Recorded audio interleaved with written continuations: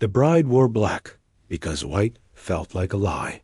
And in the year 1349, lies were the only things dying faster than people. Her name was Marjorie, and she was 23 years old, which made her ancient by the standards of that terrible autumn.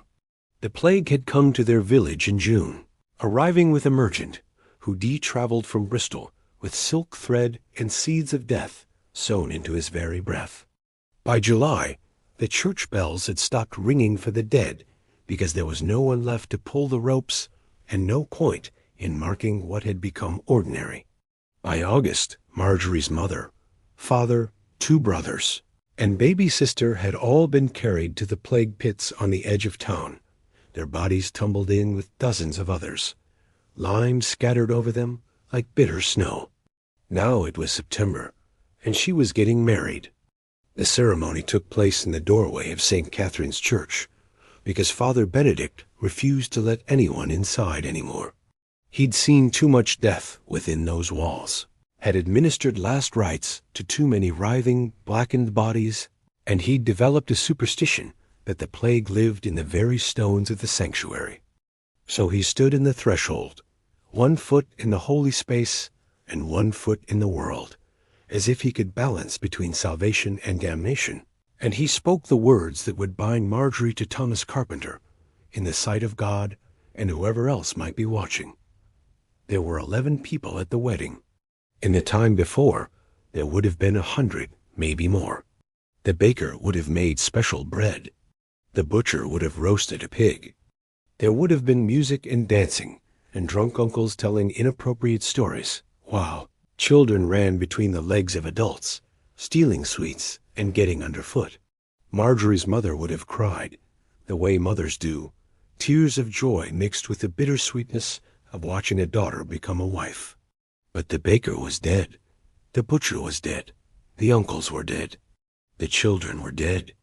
And Marjorie's mother was dead, and there was no one to cry tears of any kind except Marjorie herself, and she discovered that her tears had simply stopped coming somewhere around the time they'd taken her sister's body away. Before we continue, if you'd like to join me for more stories like this, feel free to subscribe. I share a new one every day. And if you don't mind, leave a comment and tell me where you're listening from and what time it is for you right now. I love seeing how far these stories travel. Thomas stood beside her in the church doorway, his hand warm against hers, and that warmth was its own kind of miracle. Warm meant alive. Warm meant not yet claimed by the pestilence that had turned so many bodies cold.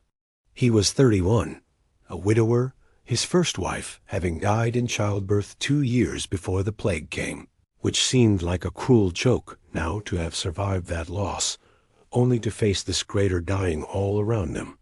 But Thomas had survived. He'd watched friends and neighbors fall, had helped carry bodies when there were still enough living to form carrying parties, and somehow the plague had passed him by. That was why they were marrying. Not for love, though Marjorie thought she could grow to love him, given time and peace. Not for passion, though Thomas was kind enough and not unpleasant to look at. They were marrying because they were alive, and because the village needed people to keep living, to plant crops and mend roofs, and perhaps, God willing, to bring new children into a world that had devoured so many. The priest rushed through the words. Everyone rushed through everything now. Lingering felt dangerous, as if death might notice you if you stood still too long. Father Benedict's voice was hoarse. He'd been hoarse for weeks, though whether from grief or from the constant prayers for the dead, or from his own nascent illness, no one could say. Marjorie didn't look at him too closely. She'd learned not to look too closely at anyone's neck or armpits or groins, where the buboes first appeared, like obscene fruits pushing up through the skin. Do you, Marjorie, daughter of Hugh, take this man Thomas as your lawful wedded husband, to have and to hold from this day forward, for better or worse, for richer or poorer, in sickness and in health, until death do you part? The sick irony of those words, in sickness and in health, would have made her laugh in another time. Now she just said, "I do," and her voice sounded strange to her own ears, like it belonged to someone else, someone who still believed in futures and forevers.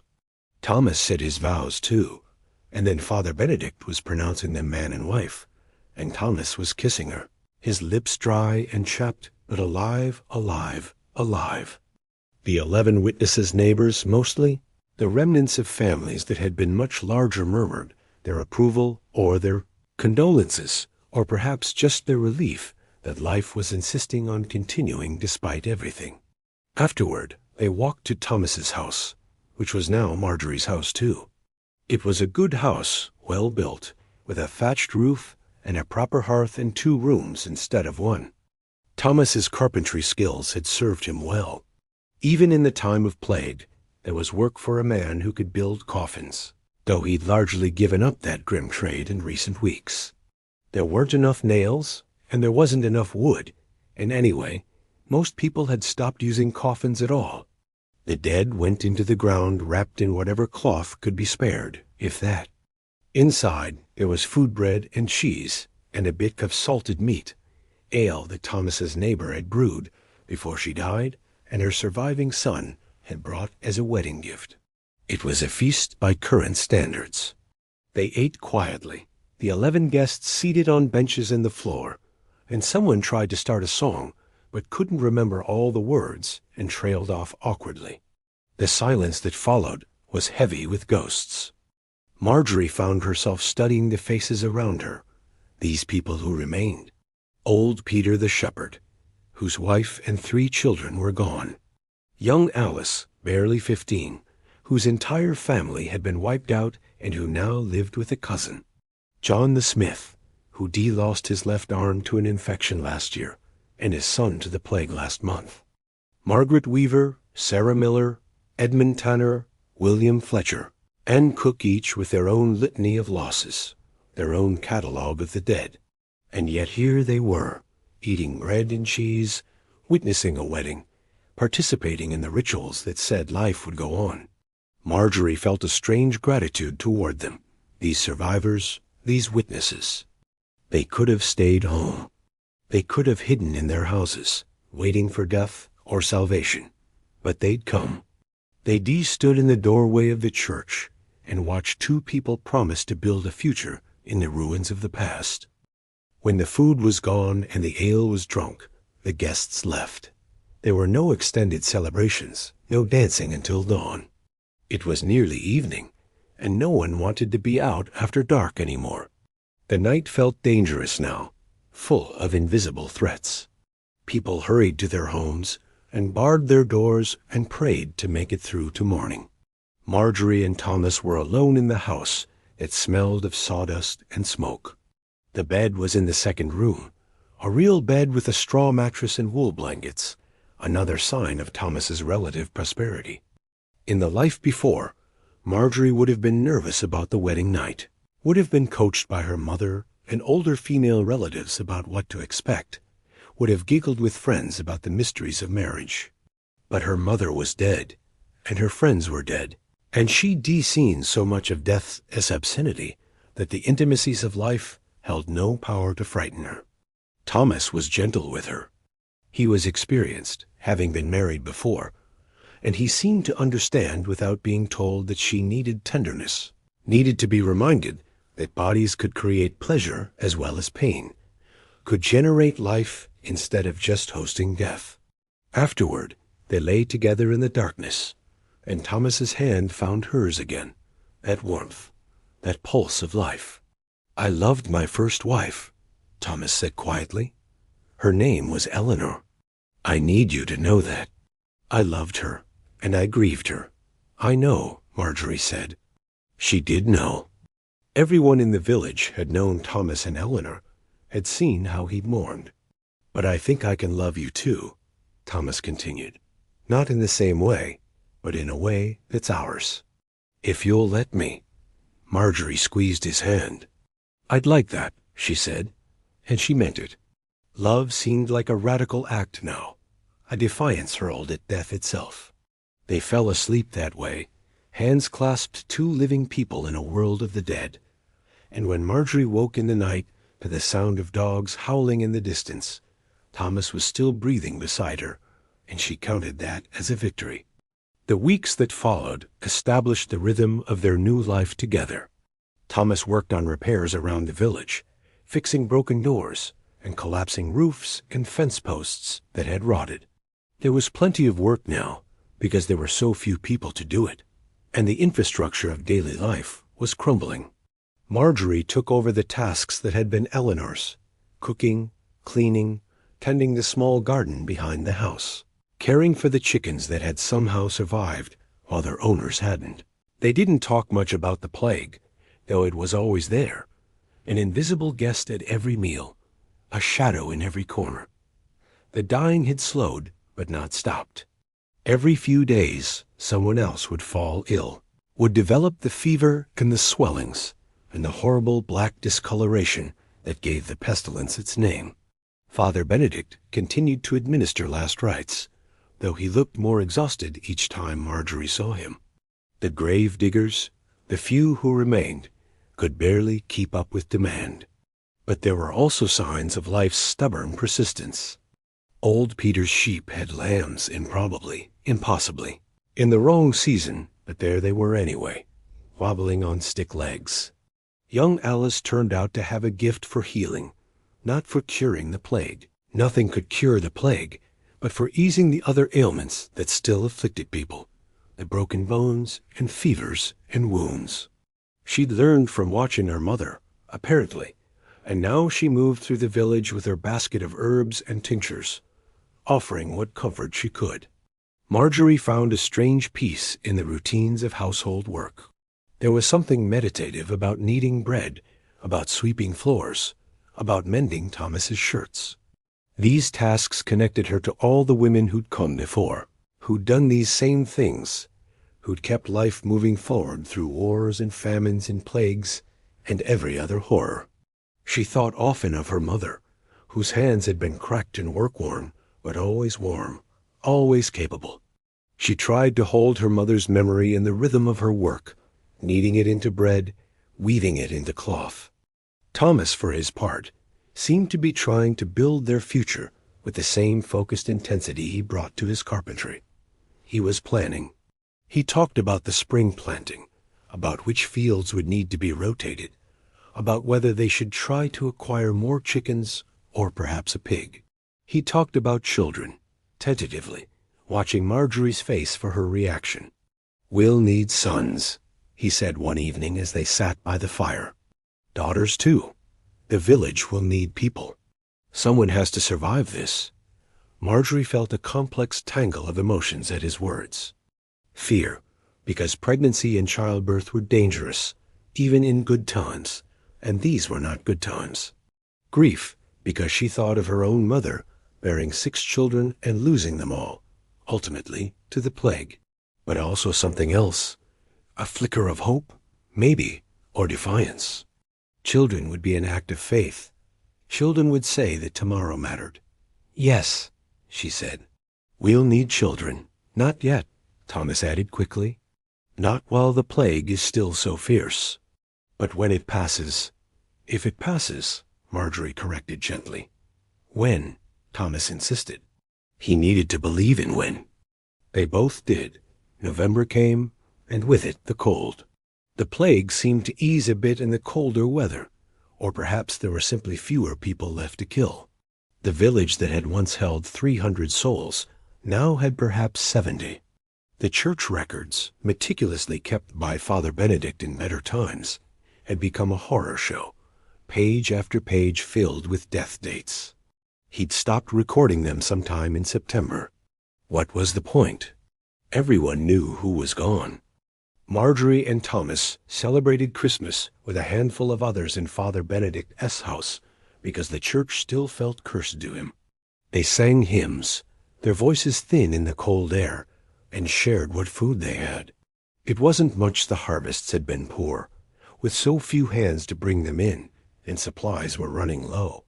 But they sang anyway, and they prayed, and they pretended for a few hours that the world was normal, that this was just another Christmas, like all the Christmases before.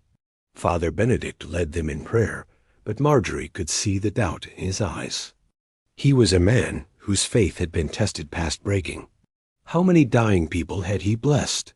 How many times had he promised God's mercy to someone whose flesh was rotting while they still lived? And yet he continued to pray, continued to perform the rituals, because what else was there? Without faith, there was only the plague, only death, only darkness. After Christmas, a deep cold settled over the land. Snow fell, unusual for their region, and it covered everything in white, hiding the neglect, the abandoned houses, the overgrown fields. For a little while, the village looked beautiful, almost peaceful. Children who'd survived, and there were so few children now, played in the snow, throwing snowballs and building lopsided snowmen, acting like children ought to act. The adults watched them with desperate affection, treasuring these moments of normalcy. Marjorie discovered she was pregnant in January. She'd suspected for a few weeks, but hadn't said anything, afraid to name it, afraid that speaking it aloud would somehow curse it. But finally, when she was certain, she told Thomas. His face went through a complicated series of expressions: joy, fear, wonder, terror. Finally, he pulled her close and held her tightly, and she felt him shaking. "A baby," he whispered. "God help us, a baby." It was a prayer and a curse and a celebration all at once. The pregnancy progressed through the winter and into the spring. Marjorie was sick in the mornings, exhausted in the afternoons, and increasingly enormous as the baby grew inside her. Young Alice checked on her regularly, bringing herbs for the nausea, and offering advice she'd learned from her mother and grandmother, that long line of female wisdom that stretched back through time. "You're strong," Alice told her during one visit. "Your body knows what to do." Marjorie wanted to believe her.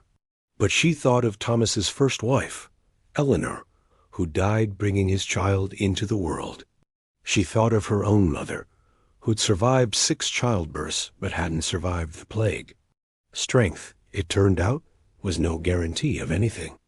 The spring brought its own set of challenges. The fields needed planting, but there weren't enough people to work them properly. Thomas and the other surviving men did what they could, and some of the women helped too, including Marjorie, until she got too heavy to bend comfortably. They'd planted less than in previous years, focused on the crops that would keep them alive: barley and rye, some beans and peas. The wheat fields, which had once stretched golden in the summer sun, were left fallow. There simply weren't hands to harvest wheat. And the plague continued its slow burn through the population. Not as fierce as in the autumn, but still present, still claiming lives. Father Benedict fell ill in March. The irony was not lost on anyone, the man who'd attended so many dying people finally falling victim himself. He developed the fever, the swellings. Young Alice tried to help him, bringing cool cloths and tinctures to ease his pain.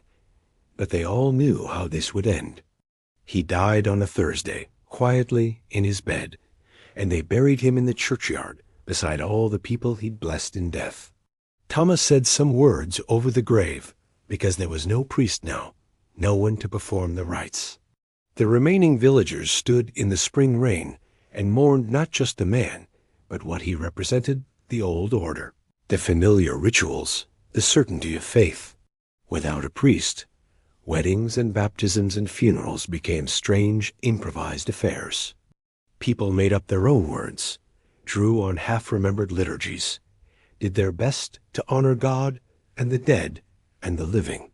It was heretical, probably, but the church was far away and focused on its own survival.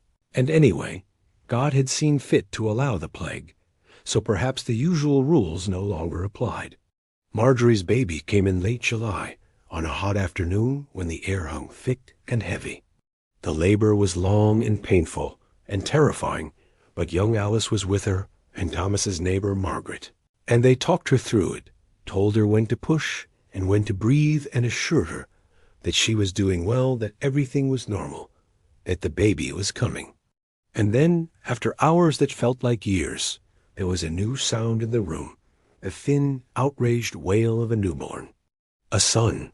Marjorie held him while Alice cleaned him and checked him over, counting his fingers and toes, making sure everything was as it should be. He was small but seemed healthy, with a shock of dark hair and Thomas's nose and lungs that worked perfectly, as evidenced by his vigorous crying. Thomas came in after, having been banished during the birth itself, and when he saw the baby, his face crumpled. He knelt beside the bed and touched the baby's tiny hand with one calloused finger, and the baby gripped it reflexively, and Thomas made a sound that was half laugh, half sob. "A son," he said. "We have a son." They named him Hugh, after Marjorie's father. It felt important to carry that name forward, to link the past to the future, to say that the dead were not forgotten. Little Hugh, they called him, to distinguish him from Big Hugh who was gone. Little Hugh who had arrived in a world of death, but who carried life in his tiny, perfect body. The baptism was a strange affair, performed by Thomas himself, with water from the village well, in words he dememorized from hearing Father Benedict say them so many times. It probably wasn't valid, technically, but it felt important to perform the ritual, to welcome this new life into the community of believers, to claim some protection from the divine for this vulnerable new soul. "I baptize you, Hugh, in the name of the Father and of the Son and of the Holy Spirit," Thomas said, dripping water onto the baby's head. Hugh screamed his objection, healthy and strong, and everyone laughed, and for a moment the shadow of the plague lifted. The months that followed were both the hardest and the happiest of Marjorie's life. The baby needed constant care, feeding and changing and holding and comforting. She was exhausted always, her body still recovering from the birth, her nights broken into fragments by Hugh's demands. But there was joy in it too, his tiny fingers wrapping around hers. His first smile, probably just gas, but she chose to believe it was real. The way he'd settle against her chest and fall asleep, trusting completely in her protection. Thomas was besotted with his son. He'd rush home from work to hold the baby, would walk him around the house in the evenings, singing old songs in a surprisingly sweet voice. He'd lost his first child when Eleanor died, that baby who'd never drawn breath, and Marjorie could see him pouring all that deferred love into Hugh. The plague continued, but it had become almost background noise now, a constant low threat that they'd learned to live with. People still died, still developed the telltale signs, and suffered and passed, but not as many, not as quickly. The survivors had developed a kind of grim competence at managing death. They knew the signs, knew when to isolate someone, knew how to dispose of contaminated belongings. It didn't stop the disease, but it slowed it, maybe. Autumn came again, a year since Marjorie's wedding, and the anniversary felt significant. A year of marriage, a year of survival, a year that had given her Thomas and Hugh, and a future she hadn't been sure would exist. The village held a harvest festival, or passed for one now. There was food, though not much, and someone played a fiddle, and people danced a little, awkwardly, as if they'd forgotten how bodies moved in joy, rather than in the throes of death. Marjorie danced with Thomas, the baby strapped to her chest in a sling, and she thought about the bride she'd been a year ago, wearing black in the church doorway, marrying a man she barely knew out of necessity and survival. She'd thought then that she might learn to love him, given time, and she'd been right. She loved him now, loved him for his gentleness and his strength, for the way he held their son, for the way he'd given her a reason to wake up each morning. "Happy anniversary," Thomas murmured in her ear as they swayed to the music. "We survived," Marjorie said. It was the greatest achievement she could name. "We did more than survive," Thomas replied. He touched Hugh's small head gently. "We lived, and it was true. They'd lived. They'd married and made a home and brought a child into the world, and those acts of creation were worth something. They were worth everything." Winter came again, and with it more hardships. Food was scarce. The harvest had been better than the year before, but still not enough, and there was no surplus from previous years to fall back on. Those stores had been depleted or had rotted when there was no one to tend them. People were hungry. Not starving, not yet, but the specter of famine loomed alongside the plague. Hugh thrived despite everything. He grew fat on Marjorie's milk, reached his small milestones on schedule or even early. By his first winter, he could sit up and grab things and babble nonsense syllables that Marjorie swore were words. He was, by any measure, a miracle. 3 more babies were born in the village that winter. Young Alice delivered all of them, her skills and confidence growing with each birth. 2 of the babies survived. 1 did not. The one who died simply never started breathing properly, turned blue despite everything Alice tried, and slipped away within hours. His mother sobbed for days, inconsolable, and Marjorie held her and let her cry, and thought about how fragile life was, how tenuous their hold on joy. But 2 survived.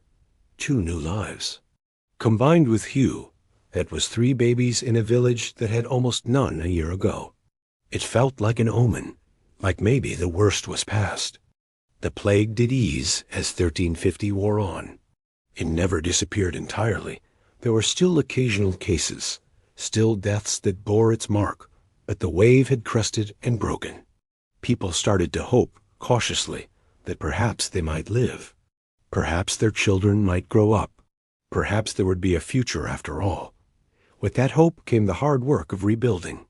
The village had to reorganize itself, had to figure out how to function with a fraction of its former population. Fields that had been abandoned needed to be reclaimed or left to go wild. Houses that stood empty needed to be decided upon. Would new families move in, or would they be dismantled for materials? The social structure had been shattered, with traditional families destroyed and new configurations emerging. Orphans were taken in by whoever could feed them. Widows and widowers remarried, sometimes multiple times as partners died and survivors had to pair up again. It was a time of strange fluidity. Class distinctions that had been rigid in the time before mattered less now. A farmer's daughter might marry a merchant's son. A craftsman's widow might take up with a nobleman's bastard. There simply weren't enough people to maintain the old hierarchies. Survival mattered. Capability mattered. Blood and breeding mattered less. Marjorie watched these transformations with fascination. Young Alice, for instance, who'd been nobody in particular before the plague, had become indispensable to the village's survival. Her healing skills were precious, her calm competence in crisis invaluable. Men began courting her, offering marriage, and she turned them all down. She liked her independence, she said. She liked being useful.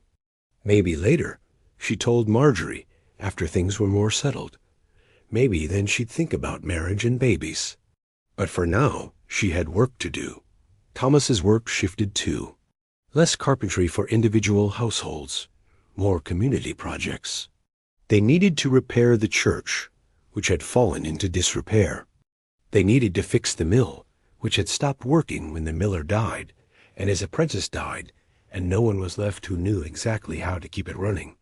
Thomas figured it out through trial and error and help from other survivors who remembered bits and pieces of the necessary knowledge.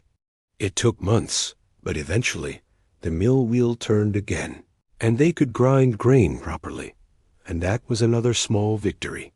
Hugh grew and changed. His first word was "da," pointed at Thomas, and Thomas nearly cried with joy. His second word was "ma," and Marjorie did cry.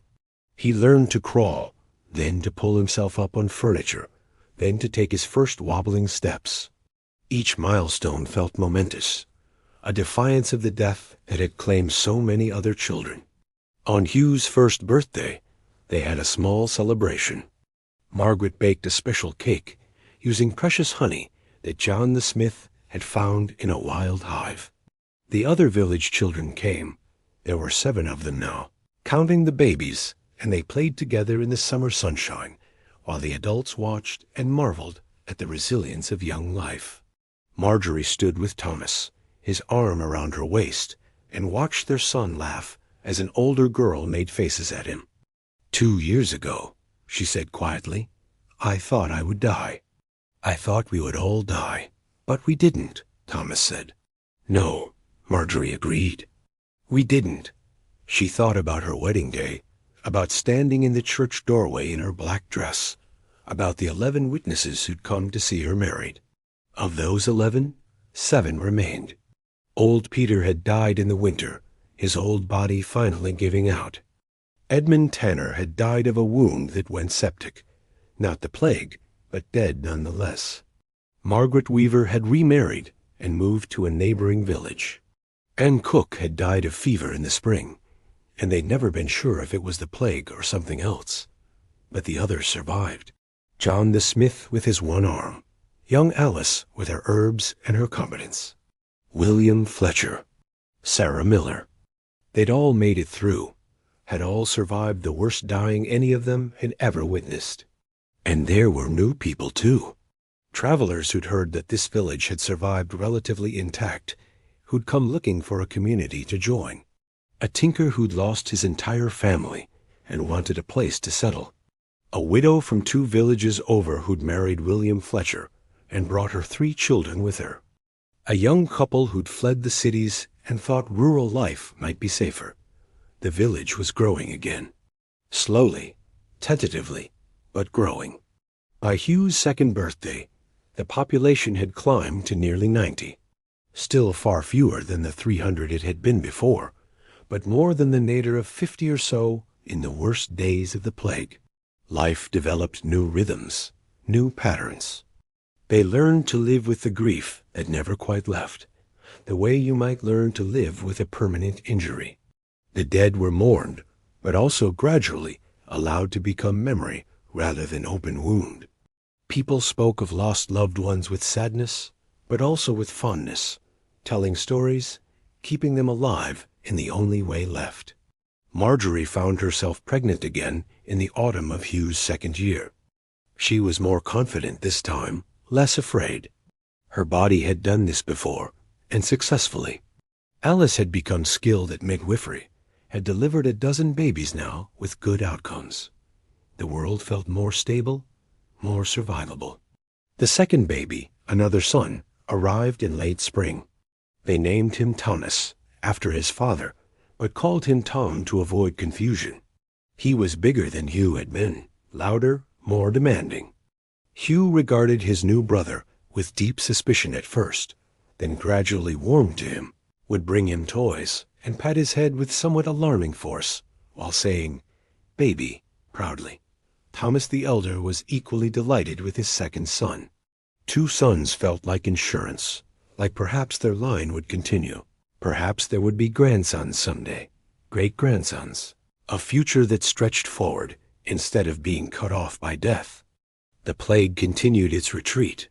By 1352, it was rare to hear of new cases, though they did still occur, especially among travelers from other regions where the disease still burned hot. The village developed an informal quarantine system. Newcomers were asked to stay in an isolated cottage for a week before being allowed to fully integrate into the community. It wasn't perfect, but it helped. The fields were fuller now, more land under cultivation. The herds had grown old Peter's sheep, multiplying under the care of his son who'd taken over the flock, and cattle, and pigs, and goats. The chickens had flourished, as chickens do, and most households had at least a few laying hens. The mill ran consistently. The church had been repaired and reconsecrated by a traveling priest who de-stopped through and agreed to perform the ceremony. Services were held regularly again, led by various villagers since they still had no resident priest, but it felt good to gather in the sanctuary, to sing hymns, to pray together. Young Alice finally did marry, in 1353, to a newcomer named Robert, who'd been a physician as apprentice before the plague and shared her interest in healing. They made a formidable team, Alice with her practical knowledge and Robert with his book learning, and between them, They established something like a medical practice for the village and surrounding area. People came from miles around to consult with them, and their house became a center of activity, always full of patients and apprentices learning the healing arts. Hugh started helping Thomas in the workshop when he turned 4, learning to hold tools and sandwood and develop the skills that would make him a carpenter like his father. He was a serious child, thoughtful and careful, and Thomas was patient with him, showing him techniques, letting him make mistakes, teaching him the craft. Tom, in contrast, was wild and chaotic, constantly in motion, constantly into things he shouldn't be. He kept Marjorie running from dawn to dusk, chasing after him, rescuing him from various predicaments.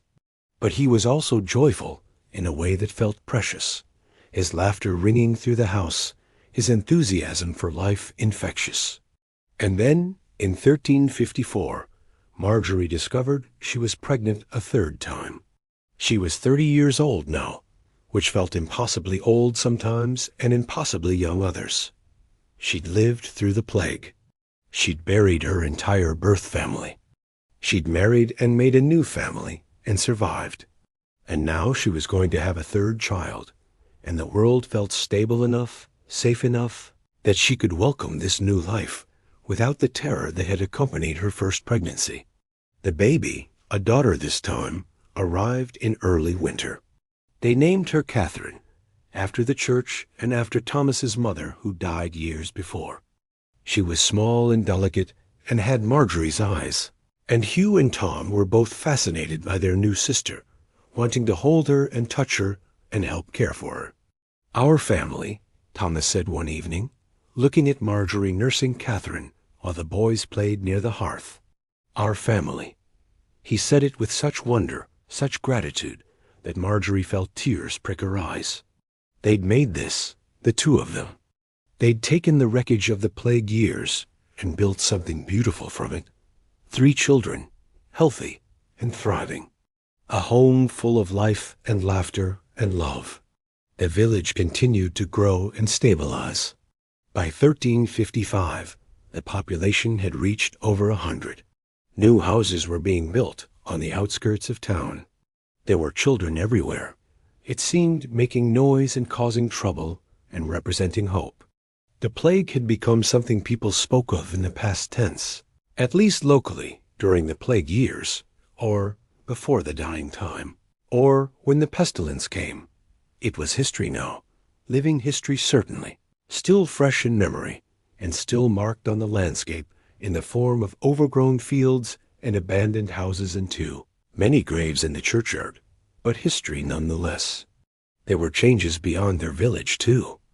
Word filtered in from travelers and merchants about how the world had transformed. Labor was scarce everywhere, which meant surviving workers could demand higher wages. Peasants were leaving their traditional manners, seeking better opportunities. The old feudal order was crumbling, undermined by the simple fact that there weren't enough people to maintain it. Lords needed workers more than workers needed lords. It was a strange reversal, one that made the older generation uncomfortable, but that the younger people embraced. Hugh would grow up in a world where his labor had value, where he could negotiate his own terms rather than being bound to the land and lord his father had served. That was something precious, something that had been bought with the lives of millions, but that might possibly be worth the terrible cost. Marjorie watched her children grow and thought often about the bride she'd been, standing in the church doorway in black. She'd been so young then, so broken, so certain that the world was ending. And in a sense, it had ended. The world of her childhood, the certainties and structures she'd grown up with, had been swept away by the plague as thoroughly as a village in the path of a flood. But something new had emerged from the ruins. Not better. Exactly how could anything be better when so many had died? But different. More fluid, more dynamic, less rigid. A world where a farmer's daughter who'd lost everything could marry a carpenter and build a new life and raise children who might become anything. She thought about her parents sometimes, her siblings, all the dead she carried with her. She wondered what they would think of the life she'd made, of the woman she'd become. Her mother had been so careful about propriety, about doing things the right way, about maintaining social distinctions. Would she approve of Marjorie's choices? Or would she be horrified? But then Marjorie would look at her children, at Hugh's serious concentration as he worked with wood, at Tom's wild joy as he played, at Catherine's tiny perfection as she slept, and she thought her mother would understand. Family had always been what mattered most to her mother. Family and love and survival. Marjorie had honored those values. She'd survived, and she'd loved, and she'd made a family. Thomas, too, had grown and changed. The quiet, grieving widower she'd married had become something else, a leader in the village, a teacher to his sons, a loving husband and father. He laughed more now. The shadow of Eleanor had lightened, not disappeared, but integrated into who he was, rather than defining him entirely. He could speak of her fondly now, tell Hugh and Tom about their half-sibling who'd never lived, keep her memory present without drowning in grief. One evening, as they sat by the fire after the children were in bed, Thomas took Marjorie's hand. "I need to tell you something," he said, and his tone was serious enough that Marjorie felt a flutter of worry. "What is it?" "I'm grateful," he said simply, "for you, for our life, for our children. I know we married out of necessity, because the plague had left us both alone, and the village needed us to survive and continue. But it became something more than that. You became more than that. You're my wife, truly, and I love you, truly. I wanted you to know." Marjorie squeezed his hand, feeling the familiar warmth, the pulse of life that had become so precious to her. "I love you too," she said. "I didn't expect to, at first. But I do.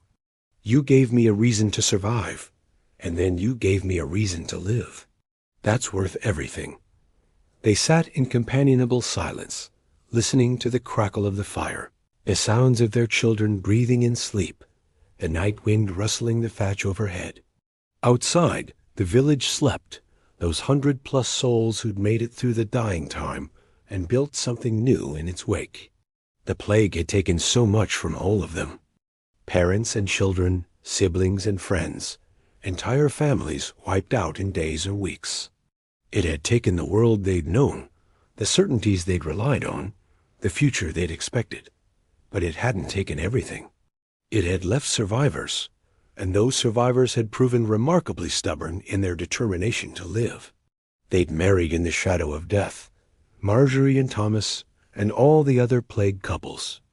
They'd promised to love in sickness and in health when sickness seemed to be winning. They'd brought children into a world that was killing children by the thousands. And somehow, improbably, impossibly, they'd made it work. Their children would grow up knowing the plague as history, as the terrible thing that happened before they were born. Hugh and Tom and Catherine would hear stories about grandparents they'd never met, about the village that used to be 3 times larger, about the years when death seemed to be everywhere. But they'd also know the world that came after, the world their parents had built from the ashes. That world wouldn't be perfect. The plague would return, periodically, in smaller waves over the coming decades and centuries. Death would always be present, always be waiting, but life would be present too. Love would be present. Hope would persist, stubborn and unkillable as weeds pushing up through stones. Years passed. Hugh grew into a fine carpenter, eventually taking over Thomas's workshop. Tom, surprisingly, developed an interest in healing and apprenticed with Alice and Robert. Catherine showed an early gift for numbers and became something rare, a woman who could read and write and calculate, skills she learned from Robert, who believed women were as capable of learning as men. She eventually married a merchant and helped him run his business, her mind for figures making them prosperous. Marjorie and Thomas grew old together, watching their children marry and have children of their own. Grandchildren filled their house, demanding stories, getting into mischief, representing the future that had seemed so impossible during the plague years. Thomas died first, in his sleep, at the age of 71, which was a good long life by any standard. Marjorie mourned him properly, deeply, but without the desperate grief of her youth. He'd lived well and fully, had seen his children and grandchildren thrive, had contributed to his community's survival and flourishing. It was a good death, as deaths go. Marjorie lived another 5 years, dying at 76, surrounded by children and grandchildren, and even a few great-grandchildren. In her final days, when her mind wandered between past and present, she thought often of her wedding day. The bride in black, the 11 witnesses, the promise to love until death parted them. She'd kept that promise. She'd loved Thomas, loved their children, loved the life they'd built together from the ruins of the plague. And now, as death finally came for her, she felt at peace. She'd survived. She'd lived. She'd loved. And that, in the end, was everything. The village continued after her, growing and changing, eventually losing all living memory of the plague years, but retaining them in stories passed down through generations. The church where Marjorie and Thomas married eventually crumbled and was rebuilt, crumbled and was rebuilt again. But the site remained, a continuity of place, if not of structure. And in the churchyard, among the hundreds of plague victims buried in those terrible years, there were also the graves of survivors. Marjorie and Thomas, side by side, young Alice and Robert, John the Smith, William Fletcher, Sarah Miller, all those who'd lived through the dying and built lives in its aftermath. Their graves bore simple markers with simple inscriptions, names and dates mostly. But if you knew the history, if you knew the stories, those dates told an extraordinary tale. These were the people who'd survived the Black Death. These were the people who'd married in the shadow of the plague and loved anyway. These were the people who'd brought children into a dying world and raised them to adulthood. These were the people who'd refused to let death have the final word. They'd been ordinary people, by and large. Farmers and craftspeople, housewives and laborers, the backbone of medieval village life. They hadn't done anything extraordinary, hadn't performed miracles, or made great discoveries, or changed the course of history through individual acts of heroism. They'd simply survived. They'd simply loved. They'd simply continued. And in a world where half the population died, where cities were decimated and whole villages were wiped out, where death seemed to reign supreme, that was the most extraordinary thing of all. The plague weddings, those hasty unions formed out of necessity and survival, became something more. They became acts of defiance, celebrations of life in the face of death, promises that tomorrow mattered even when today was terrible. They were flawed and complicated and born of desperation, but they were also beautiful in their own way, these partnerships of survivors. Marjorie, standing in the church doorway in her black dress, could never have imagined the life she'd build with Thomas. She could never have foreseen the children and grandchildren, the years of love and work and ordinary joy. She'd married believing she was simply doing what had to be done, fulfilling a duty to her community and her own survival. But what she'd actually done was plant a seed. And from that seed, watered by love and tended by persistence, grew a family tree that would extend forward through centuries, its branches spreading into the future, its roots anchored in that terrible autumn, when death seemed to be everywhere, but love insisted on surviving anyway. That was the legacy of the plague weddings. Not perfect love or fairy tale endings, but something more valuable and more real, the stubborn, persistent, ordinary miracle of people who chose life and love even when death seemed inevitable, and who built futures from the wreckage of the past. Marjorie would have been proud of that legacy.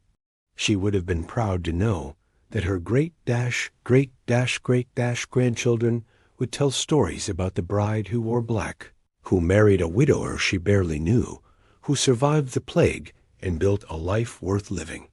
She would have been proud to know that in the face of history's greatest pandemic, In the midst of unimaginable loss, she and Thomas and all the other survivors had done the most human thing possible. They'd loved, they'd hoped, they'd continued. And in the end, love after loss, that was everything.